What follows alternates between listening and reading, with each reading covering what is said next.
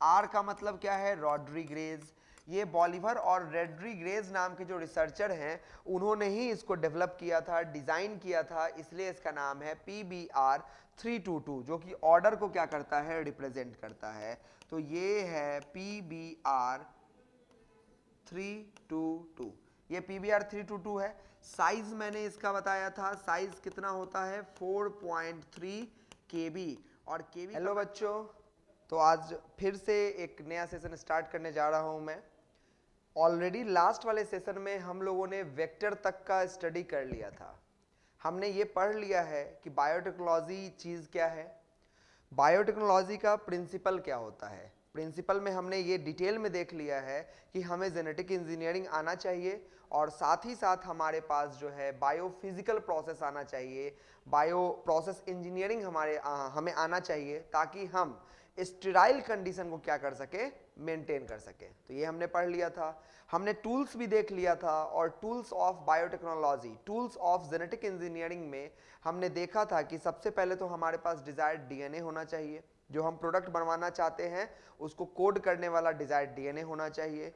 दूसरा चीज हमने देखा था कि डिजायर्ड डीएनए तो हमने ले लिया, लेकिन डिजायर्ड डीएनए को भेजेंगे कैसे, तो वेक्टर चाहिए था, व्हीकल चाहिए था। लेकिन डिजायर्ड डीएनए को निकालने के लिए हमारे पास कुछ एंजाइम्स चाहिए। निकालने के लिए रिस्ट्रिक्शन इंडोन्यूक्लियेज एंजाइम चाहिए, उसके नंबर को बढ़ाने के लिए डीएनए पॉलीमरेज एंजाइम चाहिए, और उसको किसी अदर रेप्लिकॉन के साथ, रेप्लिकेटिंग डीएनए के साथ जोड़ने के लिए हमें क्या चाहिए होगा, डीएनए लाइगेज एंजाइम चाहिए होगा। तो ये भी हमने देख लिया था, पूरे डिटेल में देखा था। इनफैक्ट हमने रिस्ट्रिक्शन इंडोन्यूक्लियेज के बारे में सब कुछ पढ़ लिया कि वो किस तरीके से काम करता है। हमने ये भी देखा कि रिस्ट्रिक्शन इंडोन्यूक्लियेज एंजाइम जो है वो दो तरह का होता है। कुछ ऐसे एंजाइम्स होते हैं जो ब्लंट इंड फॉर्म करते हैं, और कुछ ऐसे एंजाइम होते हैं जो कि स्टिकी इंड फॉर्म करते हैं। और बच्चों, तुम सभी लोगों को पता है कि हमें जेनेटिक इंजीनियरिंग के लिए कौन सा एंजाइम ज़्यादा बेहतर प्रीफर करना चाहिए। तो बिल्कुल हमें प्रीफर करना चाहिए वो रिस्ट्रिक्शन इंडोन्यूक्लियेज एंजाइम जो कि कौन सा इंड देता है, स्टिकी इंड देता है। तो इसमें मुझे लगता है कोई परेशानी नहीं हुआ होगा। फिर हमने वेक्टर भी स्टार्ट किया था, और वेक्टर में हमने एक एग्जाम्पल लिया था प्लाज्मिड का, PBR322। ठीक है, तो आज फिर से वही एग्जाम्पल लेके टॉपिक को आगे बढ़ाते हैं। तो सबसे पहला सवाल हमारे सामने ये है कि जो वेक्टर है ना, जो वेक्टर है, जो डीएनए का वेहिकल होता है, उसके पास क्या क्या चीज होना चाहिए। एक अच्छे गाड़ी का, डीएनए को ढोने वाला जो गाड़ी है, जो व्हीकल है, वो अगर आइडियल है तो उसमें क्या क्या चीजें होनी चाहिए ताकि हम उसको सुइटेबल वेक्टर मान सकें। ठीक है, तो अगर मैं बात करूं तो यहां पे ये है, फॉलोइंग आर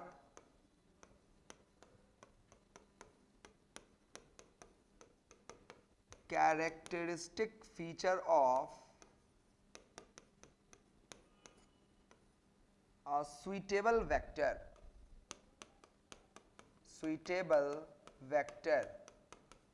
ठीक है, सुइटेबल वेक्टर के लिए फॉलोइंग फीचर होना ही चाहिए। अब देखो फॉलोइंग फीचर क्या होना चाहिए। तो सबसे पहला वही डायग्राम मैं लेके आता हूं जो कि मैंने लास्ट वाले क्लास में पूरा एक्सप्लेन किया था। हाँ, कंप्लीट नहीं हो पाया था तो फिर से स्टार्ट करते हैं। तो हमने देखा था कि ये जो वेक्टर है वो कौन सा वेक्टर है, PBR322 वेक्टर है। ये PBR322 वेक्टर है।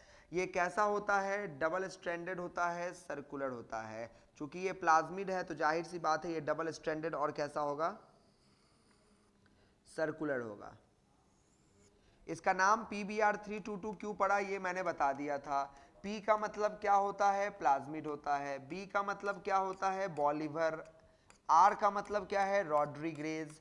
ये बॉलिवर और रॉड्रीग्रेज नाम के जो रिसर्चर हैं उन्होंने ही इसको डेवलप किया था, डिजाइन किया था, इसलिए इसका नाम है PBR322, जो कि ऑर्डर को क्या करता है, रिप्रेजेंट करता है। तो ये है PBR322, ये PBR322 है। साइज मैंने इसका बताया था, साइज कितना होता है, 4.3 KB, और KB का मतलब मैंने बताया था 1 KB मतलब होता है 1000 बेस, है ना। अब चलो आते हैं, यहां पे मैंने बताया था कि जो PBR322 होता है वहां पे इसके अंदर ये एक डीएनए का सीक्वेंस है। एक पार्टिकुलर डीएनए का सीक्वेंस है, और ये सीक्वेंस जो होता है ना वो एक्चुअली में अगर रहेगा तो ये क्या करेगा, एंटीबायोटिक के खिलाफ रेसिस्टेंस प्रोवाइड करेगा। वही चीज रेड वाला, अगर रेड वाला सीक्वेंस भी रहेगा तो एंटीबायोटिक के अगेंस्ट क्या प्रोवाइड करेगा, रेसिस्टेंस प्रोवाइड करेगा। ये रेसिस्टेंस प्रोवाइड करता है, provide resistance against tetracycline, tetracycline antibiotic. Tetracycline antibiotic के खिलाफ रेसिस्टेंस प्रोवाइड करेगा, और ये रेसिस्टेंस प्रोवाइड करेगा एम्पिसिलिन के, provide resistance against ampicillin antibiotic. तो एम्पिसिलिन एंटीबायोटिक के खिलाफ ये रेसिस्टेंस प्रोवाइड करेगा, टेट्रासाइक्लिन एंटीबायोटिक के खिलाफ ये रेसिस्टेंस प्रोवाइड करेगा। तो इसको हम कह सकते हैं टेट्रासाइक्लिन रेसिस्टेंस जीन। तो हाँ बिल्कुल कह सकते हैं, इसको हम कह सकते हैं tetracycline resistance gene, tetracycline resistant gene, ठीक है। और इस वाले को हम क्या कह सकते हैं, एम्पिसिलिन रेसिस्टेंट जीन। तो इसको हम कह सकते हैं ampicillin resistant gene, ampicillin resistant gene, ठीक है। यानी कि ये जीन अगर जब तक है तब तक ये एम्पिसिलिन के खिलाफ क्या प्रोवाइड कर रहा है, रेसिस्टेंस प्रोवाइड कर रहा है। अब कोई भी वेक्टर, सिंपल सा चीज है, ध्यान से सुनना, हमारा वेक्टर क्या है, डीएनए का व्हीकल है। अब डीएनए को उठाकर होस्ट तक पहुंचाना है, यही इसका काम है। अब मान लो कि जो डीएनए है उस डीएनए को तो हमने काट छांट के निकाला है ना, जो हमारा कहीं से होगा सुइटेबल जो ऑर्गेनिज्म रहा होगा वहां से उस डीएनए को हमने निकाला है, तो काट कर निकाला है, सिर्फ डिजायर्ड पार्ट को निकाला है। तो वो डीएनए को अगर हम इंडिविजुअली अकेला छोड़ देंगे तो क्या वो डीएनए खुद से किसी होस्ट के अंदर अपने आप इंडिपेंडेंटली रेप्लिकेट कर पाएगा कि नहीं कर पाएगा? क्वेश्चन समझ में आया? जब हमने डिजायर्ड डीएनए निकाला तो हमने काट छांट कर निकाला। अब उस डिजायर्ड डीएनए को अगर हम किसी होस्ट के अंदर इंडिपेंडेंटली ऐसे ही छोड़ देंगे तो क्या वो अपने मर्जी से, अपने हिसाब से इंडिपेंडेंटली रेप्लिकेट कर पाएगा? तो बिल्कुल नहीं कर पाएगा, क्योंकि उसके पास ऑरिजिन ऑफ रेप्लिकेशन नहीं होगा। तो क्या चाहिए होगा, जो डीएनए है हमारा, ये डिजायर्ड डीएनए है, इस डिजायर्ड डीएनए को एक ऐसे डीएनए के साथ जोड़ना पड़ेगा जो डीएनए कैसा होगा, ऑटोनॉमसली रेप्लिकेटिंग होगा। कैसा होगा? ऑटोनॉमसली रेप्लिकेटिंग होगा। तो इसको हम कह सकते हैं रेप्लिकॉन। इसको क्या कह सकते हैं? रेप्लिकॉन। तो इसके पास अपना खुद का एक ऐसा ऑडिसी होना चाहिए, ऑरिजिन ऑफ रेप्लिकेशन साइट होना चाहिए, ताकि ये रेप्लिकेट करे। और चूंकि ये रेप्लिकेट करेगा तो इसके साथ साथ जो डीएनए इसके साथ जोड़ा गया है वो भी रेप्लिकेट करेगा। तो एक सुइटेबल वेक्टर की पहली अच्छी पहचान क्या होनी चाहिए? उसका खुद का ऑरिजिन ऑफ रेप्लिकेशन होना चाहिए कि नहीं होना चाहिए? बताइए। तो बिल्कुल होना चाहिए। तो पहला कंडीशन क्या हो गया? पहला कंडीशन हो गया must have origin of replication, must have origin of replication, so that when desired DNA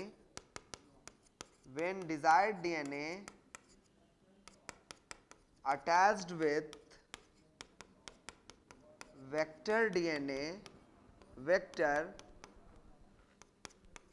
and then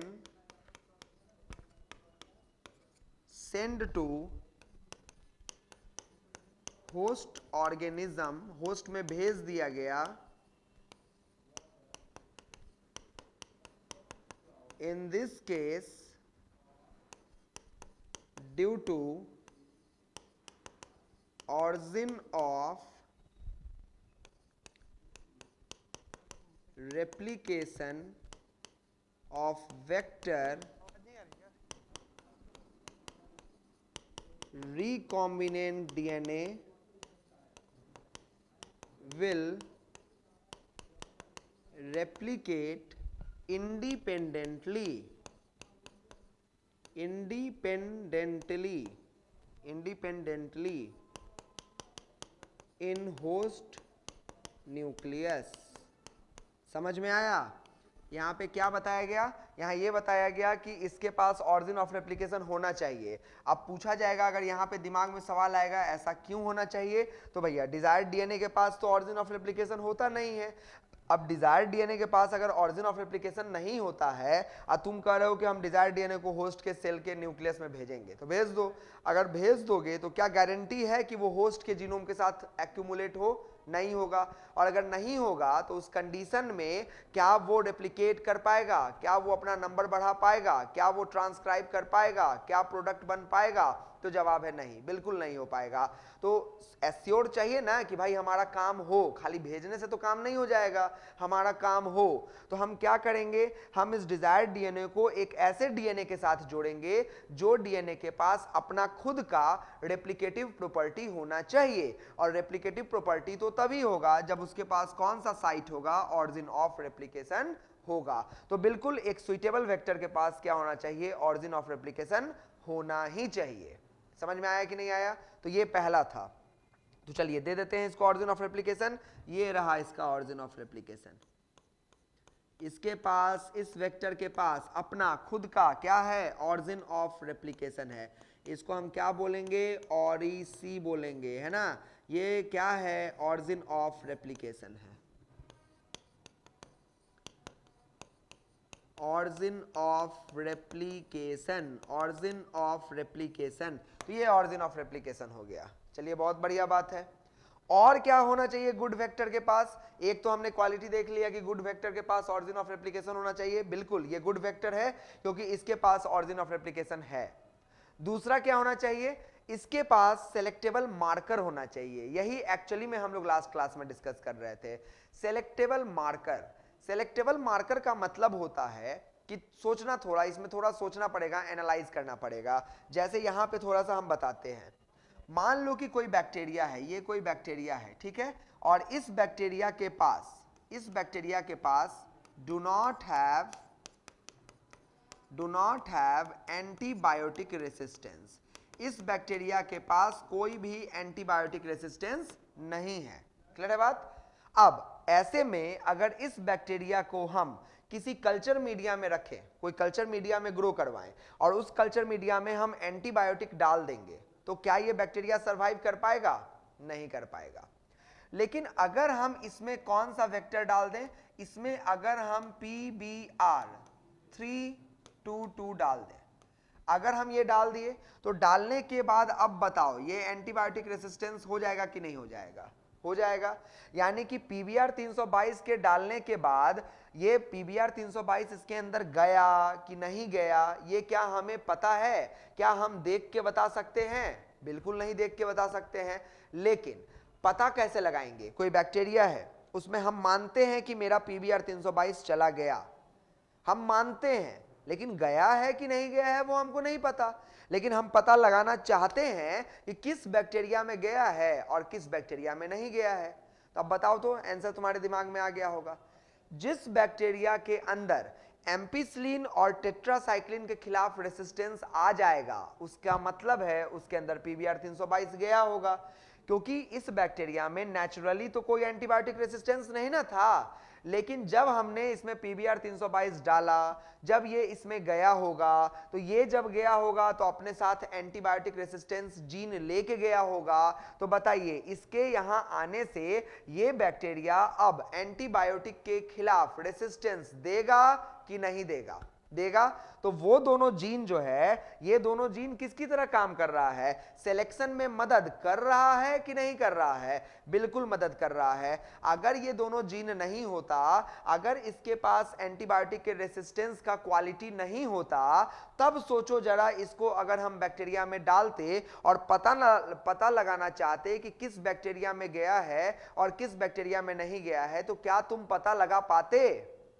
अगर इसके पास ये जीन और ये जीन नहीं होता और तब तुम इस वेक्टर को किसी बैक्टीरिया में भेजकर ये पता लगाना चाहते कि ये गया है कि नहीं गया है, तो क्या पता लगा पाते? तो बहुत मुश्किल होता, नहीं पता लगा पाते। लेकिन ये दोनों जीन होने की वजह से क्या फायदा मिला कि बैक्टीरिया ऑलरेडी पहले से उसके पास एम्पिसिलिन के लिए रेसिस्टेंस नहीं था, उसके पास टेट्रासाइक्लिन के लिए रेसिस्टेंस नहीं था। लेकिन अगर ये गया होगा तो वो बैक्टीरिया एम्पिसिलिन के प्रेजेंस में ग्रो करेगा कि नहीं करेगा? हाँ बिल्कुल करेगा। वो टेट्रासाइक्लिन के प्रेजेंस में ग्रो करेगा कि नहीं करेगा? हाँ बिल्कुल करेगा। तो अब ले लीजिए 100 बैक्टीरिया, एक ऐसा बैक्टीरिया लीजिए जिस बैक्टीरिया में एम्पिसिलिन के खिलाफ कोई रेसिस्टेंस नहीं था, जिस बैक्टीरिया में टेट्रासाइक्लिन के खिलाफ कोई रेसिस्टेंस नहीं था, और उसमें हम कोशिश करते हैं कि पीबीआर 322 को भेज दें।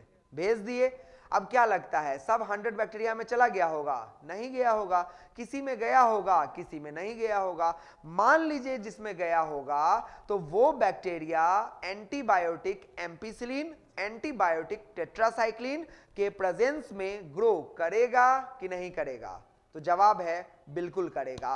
और अगर ग्रो किया तो तुम समझ गए ना कि अच्छा ये ग्रो कर रहा है, इसका मतलब है कि इसके अंदर पीबीआर 322 गया। मतलब ये दोनों जीन का होना सिलेक्शन के प्रोसेस को कितना आसान कर दिया। चुटकियों में सिलेक्शन कर लिए कि नहीं कर लिए? तो बिल्कुल सिलेक्शन कर लिए। तो इसीलिए बोल रहे हैं कि ये दोनों कौन सा मार्कर है? सिलेक्शन मार्कर है, सेलेक्ट करने में मदद करता है। क्लियर है सभी लोगों को? अब सिलेक्शन मार्कर के रूप में हमने क्या लिया है? तो सिलेक्शन मार्कर के रूप में हमने लिया है एंटीबायोटिक रेसिस्टेंट जीन। टेट्रासाइक्लिन चलो ठीक है एक एग्जांपल है, लेकिन है तो एंटीबायोटिक ही ना। एम्पिसिलिन ठीक है एक एग्जांपल है, लेकिन है तो एंटीबायोटिक ही ना। तो यहां पे जो दो सिलेक्टेबल मार्कर है वो दोनों के दोनों एंटीबायोटिक रेसिस्टेंट जीन है कि नहीं है? तो हाँ बिल्कुल है। उसके पहले एक और सवाल हमारे सामने आता है कि कितना सेलेक्टेबल मार्कर होना चाहिए? किसी भी गुड वेक्टर में कितना सेलेक्टेबल मार्कर होना चाहिए? तो 2 सेलेक्टेबल मार्कर होना चाहिए। किसी भी सुइटेबल वेक्टर में कितना सेलेक्टेबल मार्कर होना चाहिए? 2 सेलेक्टेबल मार्कर होना चाहिए। इसका रीजन बस कुछ पल के बाद तुमको समझ में आने वाला है कि ऐसा हम क्यों बोल रहे हैं। लेकिन कितना सेलेक्टेबल मार्कर होना चाहिए? 2 होना चाहिए। अच्छा, सेलेक्टेबल मार्कर के रूप में क्या सिर्फ एंटीबायोटिक रेसिस्टेंट जीन ही होता है? तो नहीं, बिल्कुल नहीं। एंटीबायोटिक रेसिस्टेंट जीन भी हो सकता है और इंजाइम कोडिंग जीन भी हो सकता है। जैसे तुम लोग मॉलिक्यूलर जेनेटिक्स पढ़ रखे होगे, क्योंकि जाहिर सी बात है अगर बायोटेक्नोलॉजी पढ़ रहे हो तो क्लास 12th का ज्ञान होगा। और क्लास 12th में मॉलिक्यूलर बेसिस ऑफ इनहेरिटेंस नाम से एक चैप्टर है जिसमें लैक ऑपेरॉन के बारे में पढ़ाया गया होगा, और उसमें यह बताया गया होगा कि जो स्ट्रक्चरल जीन होता है लैक ऑपेरॉन में, जो ऑपेरॉन मॉडल है उसमें जो स्ट्रक्चरल जीन है उसमें एक जीन का नाम होगा लैक जेड जीन। कौन सा नाम? Lac Z gene. और ये लैक जेड जीन जो होता है वो एक एंजाइम के लिए कोड करता है जिसका नाम है बीटा गैलेक्टोसिडेज। कौन सा एंजाइम? Beta galactosidase. तो बस उस एंजाइम कोडिंग जीन का भी इस्तेमाल हम इस सेलेक्टेबल मार्कर के रूप में कर सकते हैं। लेकिन फिलहाल ये जो वेक्टर आपके सामने बनाया गया है इसमें दोनों के दोनों कौन है? एंटीबायोटिक रेसिस्टेंट जीन ही है। तो चलिए दूसरा क्वालिटी लिखते हैं। दूसरा क्वालिटी क्या हो जाएगा? दूसरा क्वालिटी हो जाएगा must have at least 2 selectable markers।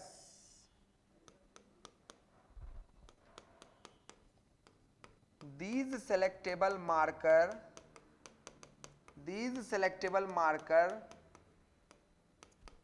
helps in selection of host cell या organism in which recombinant DNA transferred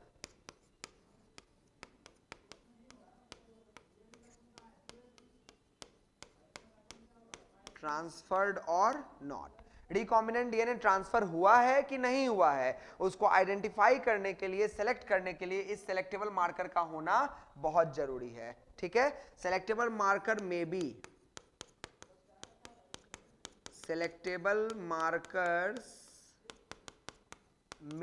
selectable marker कौन कौन हो सकता है? क्या क्या होगा? Antibiotic resistant gene, antibiotic resistant gene as seen in PBR322 vector. PBR 322 vector में कौन दिख रहा है? एंटीबायोटिक रेसिस्टेंट जीन दिख रहा है। और यहां पे या फिर हो सकता है 1 एंटीबायोटिक रेसिस्टेंट जीन, ठीक है, एंड एंजाइम कोडिंग जीन, ये भी हो सकता है। एंजाइम कोडिंग जीन भी हो सकता है और एंजाइम एंटीबायोटिक रेसिस्टेंट जीन हो सकता है एज सीन इन, अभी आगे एक फिगर बनाएंगे PUC8 वेक्टर का, ठीक है, PUC8 वेक्टर का, उसमें ये दोनों चीज हमें दिखेगा। तो कुल मिला के बात ये है कि सिलेक्टेबल मार्कर जो है वो ऐसा हो सकता है कि वो ऐसा हो कि सिर्फ एंटीबायोटिक रेसिस्टेंट जीन हो, जैसा इसमें बताया गया है। दोनों के दोनों कौन है? एंटीबायोटिक रेसिस्टेंट जीन ही है। नहीं तो ऐसा भी हो सकता है कि एक एंटीबायोटिक रेसिस्टेंट जीन रहे और एक यहाँ पे कौन आ जाए, तो जो कह सकते हैं एंजाइम को कोड करने वाला जीन आ जाए, जैसे कि LAC-Z जीन आ जाए। तो इस तरीके से उसको डिजाइन किया जा सकता है। ये सारे बेनिफिट्स थोड़ी देर में क्लियर होते चले जाएंगे। अभी बस सुनते जाओ कि क्या क्या सुइटेबल वेक्टर के पास होना चाहिए। तो दो चीज तो समझ गए, ऑरिजिन ऑफ रेप्लिकेशन होना चाहिए और दूसरा क्या होना चाहिए? सेलेक्टेबल मार्कर होना चाहिए। चलो बहुत बढ़िया। अब क्या होना चाहिए? तीसरा क्या होना चाहिए? अब फिर ध्यान से सुनना। अब यहां पे क्या है कि सब कुछ यहां पे है, लेकिन अगर हम यहां पे क्लोनिंग साइट नहीं देंगे, क्लोनिंग का मतलब होता है कि डीएनए को जोड़ा कहां गया है, क्लोन कहां गया है। क्लोनिंग साइट का मतलब है कि जो डीएनए है, जो डिजायर्ड डीएनए है, जैसे इंसुलिन तुमको बनवाना था तो इंसुलिन को बनाने वाले डीएनए को आइसोलेट किए होगे ना, तो इंसुलिन को बनाने वाला जो डीएनए तुम आइसोलेट किए थे, उस डीएनए को कहीं ना कहीं इस पे जोड़ोगे कि नहीं जोड़ोगे? जैसे ये तो गाड़ी है, ये तो व्हीकल है, इस व्हीकल पे डिजायर्ड डीएनए को जोड़ेंगे कि नहीं जोड़ेंगे? तो जोड़ेंगे। तो जोड़ेंगे तो कहां जोड़ेंगे? कोई ना कोई तो जगह होगा ना जी। तो जहां जोड़ेंगे तो वो जगह कौन होना चाहिए? वो जगह कोई भी नहीं होना चाहिए। वो जगह सिर्फ और सिर्फ इन्हीं दोनों में से कोई एक होना चाहिए। वो जगह कोई भी नहीं होना चाहिए, वो जगह सिर्फ और सिर्फ इन्हीं दोनों में से कोई एक होना चाहिए। अब समझ में आया दो सेलेक्टेबल मार्कर क्यों लिए हैं? दो सेलेक्टेबल मार्कर हम इसलिए लिए हैं ना, ताकि हमको पता है कि इस वेक्टर के पास दो सिलेक्शन है। अब ध्यान से सुनना, यहां पे मेन बारीकी जो है, मेन पॉइंट तुमको समझाने जा रहे हैं। तुमको पता है कि PBR 322 के पास दो तरह का एंटीबायोटिक रेसिस्टेंट है कि नहीं है? बिल्कुल है। तुमको पता है कि PBR 322 के साथ अगर छेड़खानी ना हो और अगर ऐसा का ऐसा PBR 322 किसी इकोलाई के अंदर, किसी बैक्टीरिया के अंदर भेज दिया जाएगा, तो वो बैक्टीरिया के पास रेसिस्टेंस आ जाएगा। किसके खिलाफ आ जाएगा? एम्पिसिलिन के खिलाफ। और किसके खिलाफ आ जाएगा? टेट्रासाइक्लिन के खिलाफ। ये तो तुमको पता है।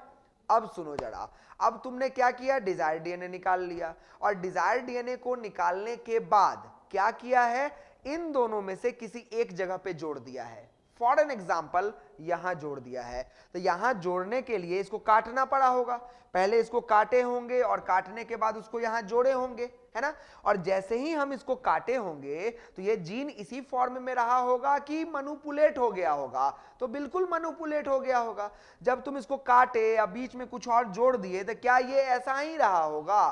तो बिल्कुल नहीं रहा होगा। जब इसका सीक्वेंस ही चेंज हो गया होगा तो क्या ये जीन रहा होगा कि नहीं रहा होगा? नहीं रहा होगा। इसका मतलब है कि अगर PBR 322 एज इट इज है तो दोनों के खिलाफ रेसिस्टेंस देगा कि नहीं देगा? तो हां बिल्कुल देगा। लेकिन अगर हम PBR 322 के साथ डिजायर्ड डीएनए को जोड़ देते हैं और वो भी यहां जोड़ते हैं तो ये रिकॉम्बिनेंट डीएनए कहलाएगा। तो बताइए, रिकॉम्बिनेंट डीएनए दोनों के खिलाफ रेसिस्टेंस देगा, इसके खिलाफ रेसिस्टेंस देगा या इसके खिलाफ रेसिस्टेंस देगा? तो जाहिर सी बात है, जब उसको काट दिए वहीं पे डीएनए जोड़ दिए तो वो तो गया, तो उसके खिलाफ तो रेसिस्टेंस देगा नहीं। किसके खिलाफ रेसिस्टेंस देगा? एम्पिसिलिन। अब बताओ तो तुम पहचान नहीं लोगे कि जिस बैक्टीरिया में रिकॉम्बिनेंट गया होगा वो बैक्टीरिया टेट्रासाइक्लिन पे तो ग्रो नहीं करेगा, लेकिन एम्पिसिलिन पे ग्रो करेगा, क्योंकि हमने जो डिजायर्ड डीएनए है वो कहां पे जोड़ रखा है, इस जीन के साइट पे जोड़ रखा है। तो क्लोनिंग साइट का फायदा समझ में आया कि नहीं आया? क्लोनिंग साइट कहीं भी नहीं होना चाहिए। अगर तुम यहां कहीं पे जोड़ दोगे तो क्या तुमको पता चल पाएगा कि जुड़ा भी है कि नहीं जुड़ा है? क्योंकि अगर जुड़ा होगा तो भी दोनों में रेसिस्टेंस है, नहीं भी जुड़ा होगा तो भी दोनों में रेसिस्टेंस है। लेकिन अगर यहां जोड़ देंगे तो इसका रेसिस्टेंस खत्म हो जाएगा, अगर यहां जोड़ देंगे तो इसका रेसिस्टेंस खत्म हो जाएगा। तो हमको मालूम है कि दोनों के लिए रेसिस्टेंस देता है, लेकिन अगर इनमें से किसी एक जगह पे जोड़ देंगे तो इसको इनएक्टिवेट कर दिए कि नहीं कर दिए? तो desired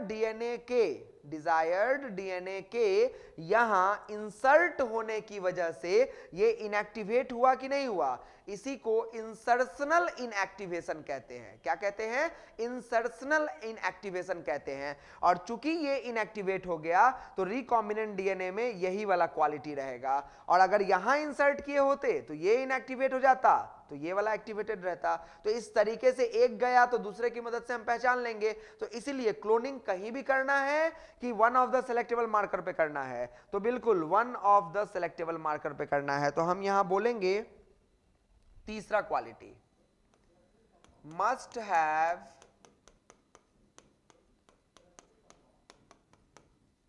cloning site at any one of the selectable marker। selectable marker, ठीक है। क्लोनिंग साइट का मतलब क्या है? क्लोनिंग साइट का मतलब है साइट वेयर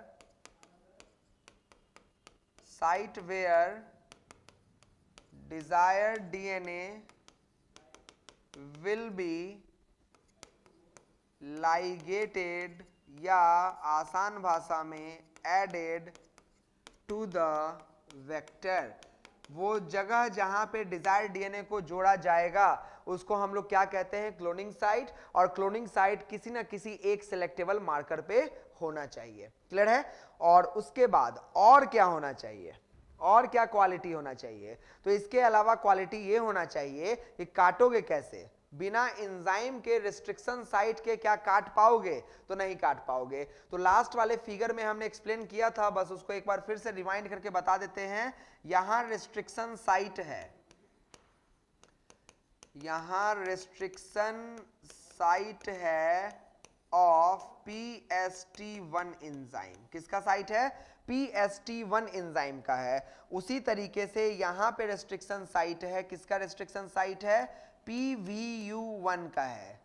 यहां रिस्ट्रिक्शन साइट किसका है? PVU1 का है। यहां पे अगर हम बात करें तो किसका है रिस्ट्रिक्शन साइट? EcoR1 का है ना। यहां पे रिस्ट्रिक्शन साइट किसका है? तो Hind3 का है। यहां पे रिस्ट्रिक्शन साइट किसका है? Clav1 का है। यहां पे रिस्ट्रिक्शन साइट किसका है? BAMH1 का है ना। ये सब एंजाइम्स के नाम है। यहां पे रिस्ट्रिक्शन साइट किसका है? SAL1 का है। तो इसका रिस्ट्रिक्शन साइट हो गया। यहां पे एक छोटा सा जीन का सीक्वेंस है जो रिप्रेसर ऑफ द प्लाज्मिड के नाम से जाना जाता है, जिसको कॉमन भाषा में ROP कहते हैं। और यहां पे भी रेस्ट्रिक्शन साइट है किसका? PVU2 का है। PVU2 का है। तो देखिए अब ये डिजाइन हमारा पूरा हुआ। ये वेक्टर जो तुम्हारे सामने ड्रॉ करके बनाया गया है ये है PBR322। ये एक ऐसा वेक्टर है जिसके पास 2 सेलेक्टेबल मार्कर है। बहुत अच्छी बात, ये एक अच्छा वेक्टर बन सकता है। इसके पास ऑरिजिन ऑफ रेप्लिकेशन भी है, वाकई में ये एक अच्छा वेक्टर बन सकता है। इसके अलावा यहाँ पे इस साइट पे भी क्लीविंग साइट है। अगर इस एंजाइम का इस्तेमाल करेंगे तो भी इसी को काटेगा, अगर इसका इस्तेमाल करेंगे तो भी इसी को काटेगा, अगर इसका इस्तेमाल करेंगे तो भी इसको काटेगा, अगर इसका इस्तेमाल करेंगे तो भी इसको काटेगा।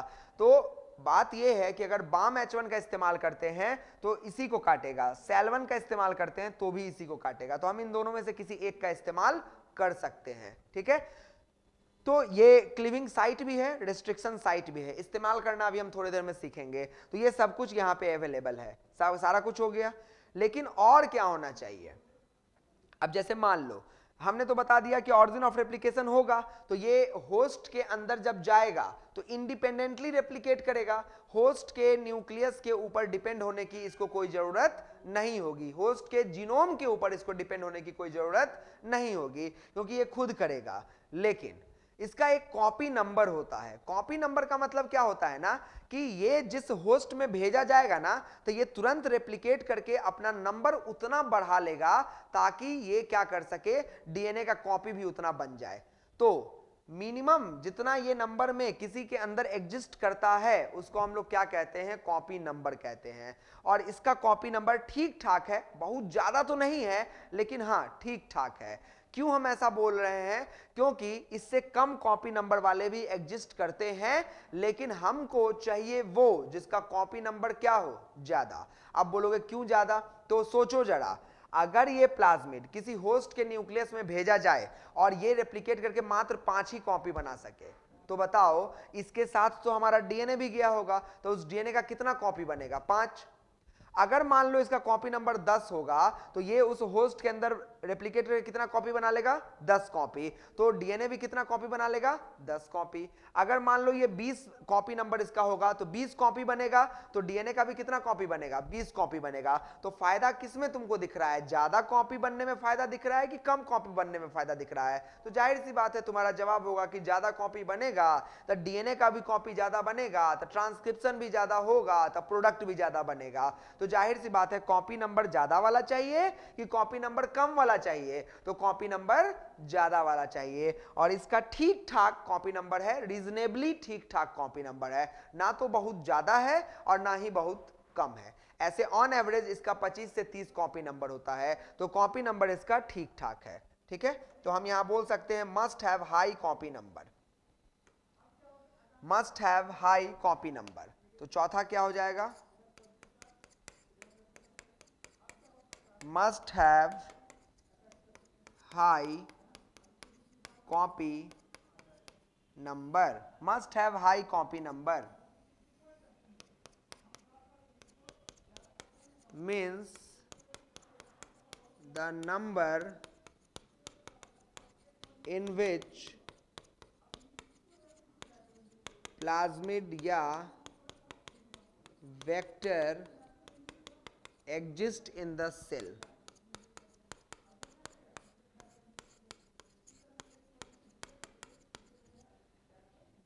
ठीक है, तो ये जो है वो हमारा क्या हो गया, कॉपी नंबर हो गया। अगर यूनिसेलुलर है तो ऑर्गेनिज्म कह देंगे, तो कॉपी नंबर जो है यहाँ पे क्या होना चाहिए, हाई होना चाहिए। तो ये भी हो चुका है।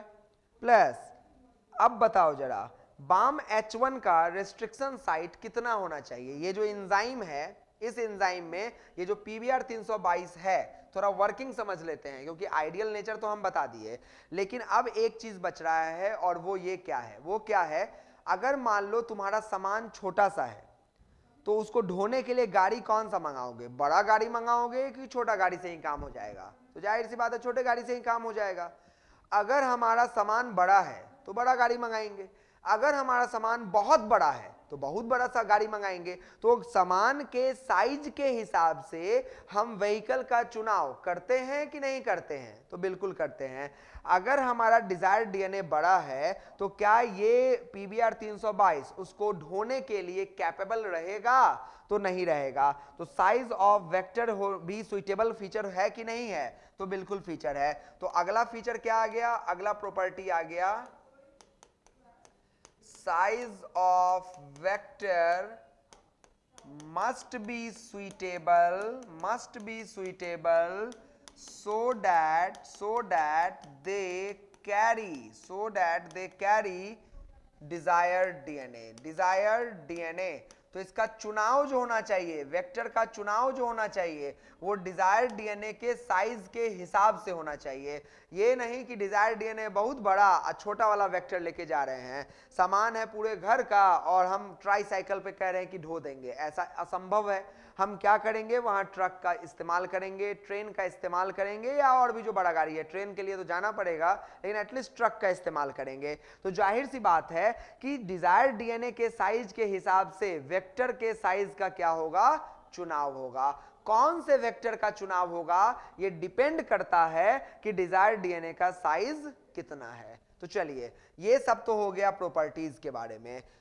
अब हम बात कर रहे थे किसके बारे में कि यहां पे जो वेक्टर तुम्हारे सामने ड्रॉ किया गया है, इसमें अगर हम, अब तुम खुद सोचना, हम बोलते जा रहे हैं लेकिन तुम दिमाग में आंसर अपना करते जाना, अगर हम PVU1 नाम के एंजाइम से इस वेक्टर को ट्रीट करते हैं तो यहां पे काटेगा कि नहीं काटेगा? तो बिल्कुल। तो कौन सा जीन कट जाएगा?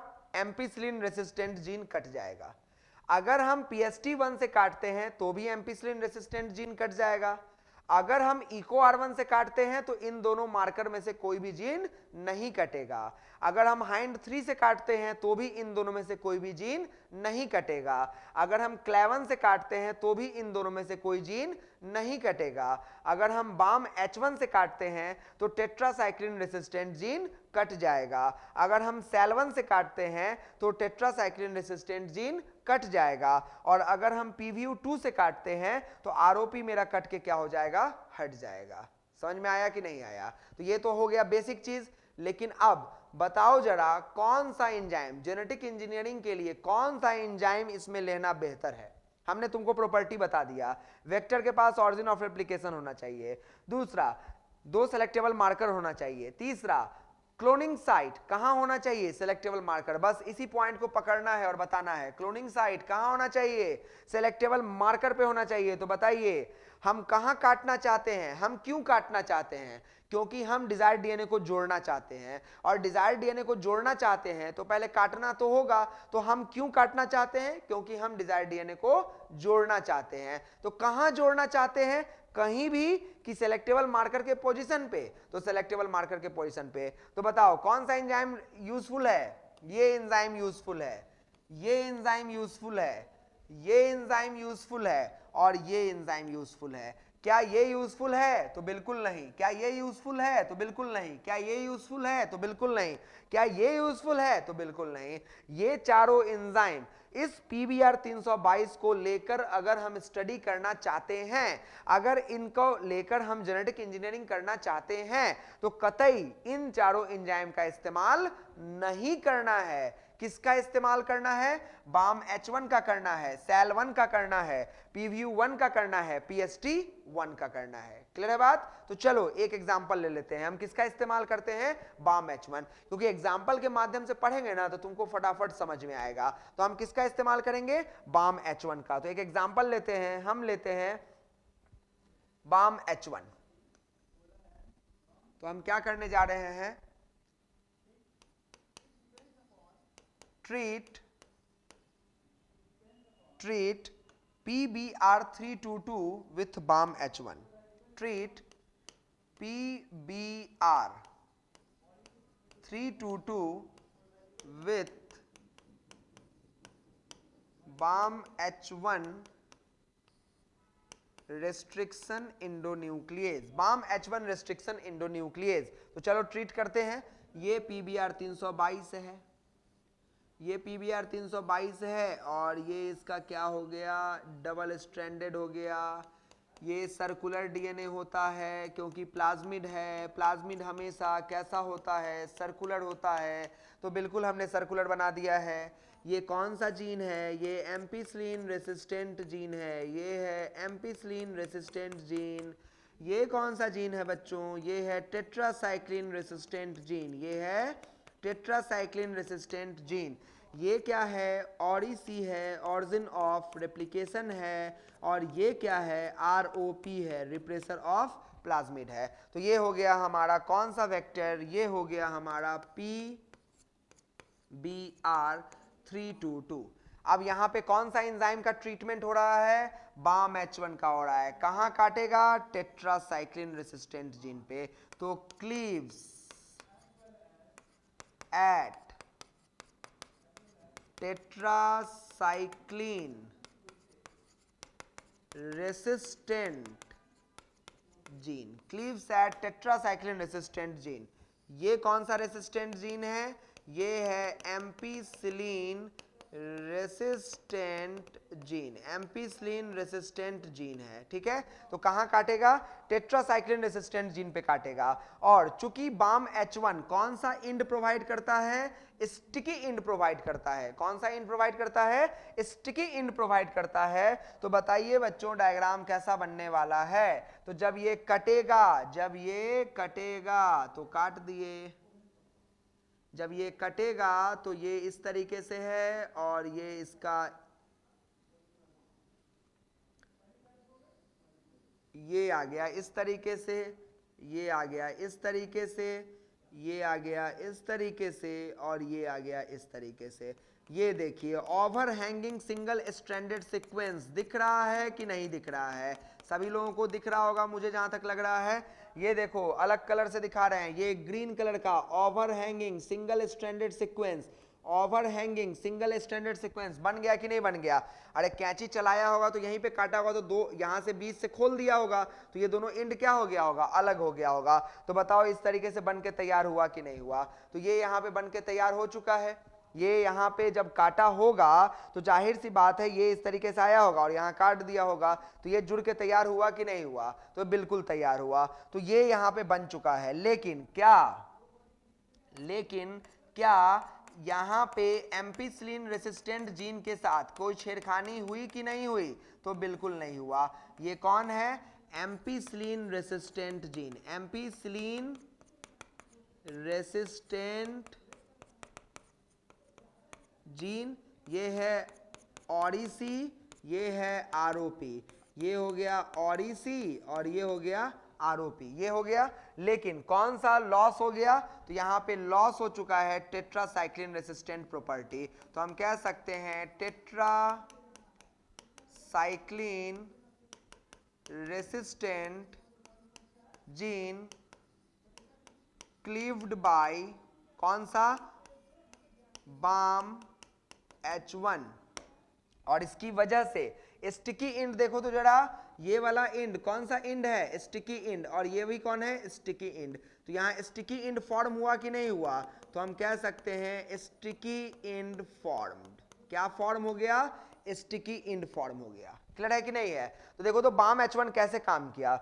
बाम H1 को जब हम PBr 322 को ट्रीट करते हैं, जब हम एक टेस्ट ट्यूब में PBr 322 नाम का वेक्टर लेते हैं और बाम H1 एंजाइम डाल के थोड़ी देर के लिए छोड़ते हैं, तो क्या होने वाला है कि बाम H1 यहां पे काटेगा और यहां काटेगा तो क्या होगा? इस दोनों को अलग कर देगा कि नहीं कर देगा?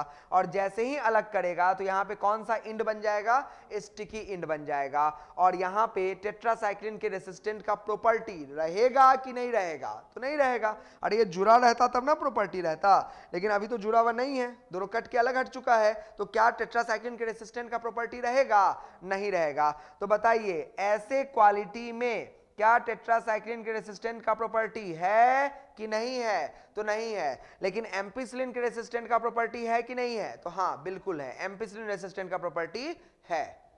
ये क्लियर हो चुका है। अब छोटा सा एक क्वेश्चन है जो यहीं पे हम सॉल्व कर लेते हैं।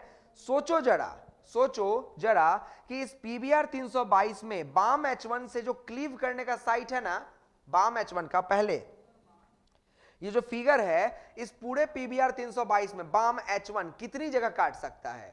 इस पूरे फिगर में PBr 322 में बाम H1 कितनी जगह पे काट सकता है? सिर्फ एक जगह पे। तो अगर हम बाम H1 को अप्लाई करते हैं तो एक ही जगह पे स्टिकी इंड बनेगा कि 10 जगह पे बन जाएगा? तो एक ही जगह पे बनेगा, क्योंकि ये काट ही एक जगह सकता है। तो स्टिकी इंड भी कितना जगह पे बनेगा? एक जगह पे बनेगा। लेकिन अब सोचिए जरा, बाम H1 का क्लीविंग साइट 2-3 जगह पे होता तो कहां काटता? क्या तुम समझ पाते?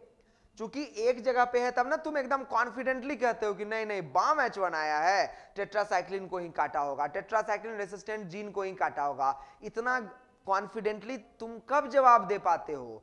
तब दे पाते हो जब तुमको पहले से ये बात पता है कि बाम H1 अगर आएगा तो इसी एक ही जगह पे काटेगा कि एक से ज्यादा जगह पे काटेगा? तो एक ही जगह पे काटेगा। तो बताइए बच्चों जरा, क्वेश्चन हमारा ये है कि किसी भी गुड वेक्टर में किसी एक एंजाइम का, किसी खास एंजाइम का कितना रेस्ट्रिक्शन साइट होना चाहिए। रेस्ट्रिक्शन साइट का मतलब वो जगह जहां वो काटता है। तो बताइए किसी भी गुड एंजाइम में, किसी भी सुइटेबल एंजाइम में, किसी भी सुइटेबल वेक्टर में किसी खास एंजाइम का, किसी खास रेस्ट्रिक्शन एंजाइम का कितना क्लीविंग साइट होना चाहिए, कितना रेस्ट्रिक्शन साइट होना चाहिए। तो जवाब आएगा सिर्फ एक। अगर एक से ज्यादा हुआ तो हम नहीं बता पाएंगे कि कहां काटा है और हम नहीं बता पाएंगे कहां जुड़ा है। इसका मतलब है क्लीविंग साइट कितना होना चाहिए, एक या एक से ज्यादा, तो एक ही होना चाहिए। तो हम यहां बोल सकते हैं a suitable vector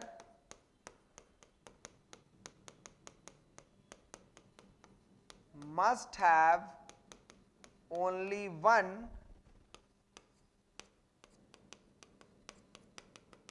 restriction site of a specific